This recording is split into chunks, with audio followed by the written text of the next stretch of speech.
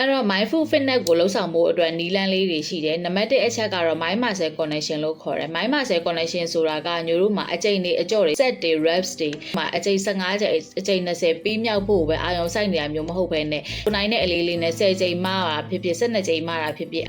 ကိုကဥပမာ squat ထိုင်နေဆိုလို့ရှိရင်အဲ့ squat ထိုင်လိုက်တဲ့တစ်ချိန်တိုင်းမှာ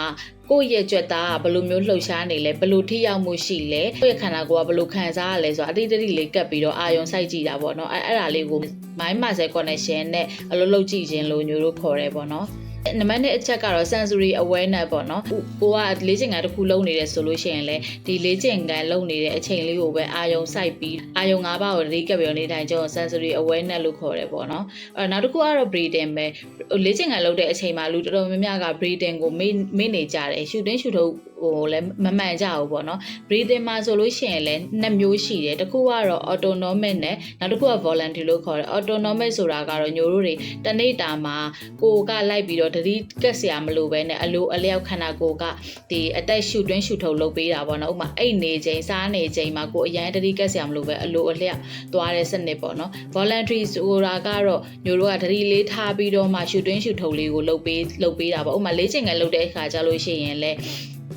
အသက်ရှူတွင်းရှူထုတ်ကအရန်အရေးကြီးတယ်ပေါ့အဲ့တော့အသက်ရှူတွင်းရှူထုတ်ကိုမှန်စွာလုပ်ပေးခြင်းအဖြစ်လဲကိုတီဇောလို့ခေါ်တဲ့စိတ်ဖိစီးမှု stress hormone ကိုလျော့ကျစေတယ်ပေါ့နော်ဒီအသက်ရှူတဲ့စနစ်ကိုဘယ်လိုလုပ်ရမလဲဆိုတော့ဒီညိုကတော့369လေးကိုအကြံပြုခြင်းနဲ့ဥပမာဒါကတော့လေ့ကျင့်ခန်းလုပ်တဲ့အချိန်မှာတော့369ကိုသွားပြီးတော့လုပ်လို့မရဘူးပေါ့နော်ကိုကတစ်ချိန်နဲ့တစ်ချိန်ထိုင်နေထားတယ်အဲ့ဒါတွေလုပ်နေတာဒါပေမဲ့ဒီပုံမှန်တစ်နေ့တာမှာလူတစ်ယောက်ကကိုကအသက်ရှူလေ့ကျင့်ခန်းလို့လဲပုံမှန်လုပ်ကြည့်ပေးဖို့လိုအပ်တယ်ဥပမာ369 breathing ကိုညိုဘယ်လိုလုပ်လဲဆိုတော့ဟို3စက္ကန့်ရှူတွင်းနဲ့ခဏလေး6စက္ကန့်ဟိုးထားတယ်ပြီးသွားလို့ရှိရင်9စက္ကန့်ရှည်လေးဟိုပြန်ပြီးတော့ရှူထုတ်ပေးတယ်ပေါ့နော်အဲ့လိုမျိုးလေးနဲ့လေ့ကျင့်ကြည့်လို့ရတယ်ပေါ့နော်ဒီ breathing မှန်မှန်လေးလေ့ကျင့်ခြင်းကလည်းတစ်နေ့တာမှာတကယ်ကိုစိတ်ဖိစီးမှုရောကြပြီးတော့အမောပြေစေတယ်ပေါ့နော်ဒါကတော့ညို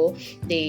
အပူဆောင်လေးဒီ breathing လေးကိုထည့်ပေးလိုက်တာပေါ့နော်နောက်တစ်ခုက nerve activation လို့ခေါ်တယ်ပေါ့နော်ဒီ nerve ကြောအာရုံကြောစနစ်ကို activation ပြန်လုပ်ဖို့အတွက်ကိုညိုတို့ကအရန်ကြီးအကြမ်းပရန်ကိုအလေးတွေအများကြီးနဲ့မားတာမျိုးမဟုတ်ပဲနဲ့ဒီလိုဖြင်းညင်းတဲ့လှုပ်ရှားမှုတိုင်းကိုတတိကက်ခြင်းအဖြစ်ဒီအာရုံကြောစနစ်ကိုငြိမ်သက်စေပြီးတော့စိတ်ကိုအေးချမ်းမှုကိုရစေတယ်ပေါ့နော်ဒါကြောင့်ဒီ fitness ဆိုတာကအမျိုးတို့တွေနေ့တိုင်းအပြင်းအထန် injury ရအောင်ဒီ muscle တွေပန်းဖြစ်အောင်လုပ်ရတဲ့ဒီခန္ဓာကိုယ်ညှဉ်းပန်းခြင်းမဟုတ်ဘူးပေါ့နော်ဒီ fitness လုပ်တယ်ညိုတို့တွေဒီ workout တွေလုပ်တယ် mindfulness တွေလုပ်တယ်ဆိုတာက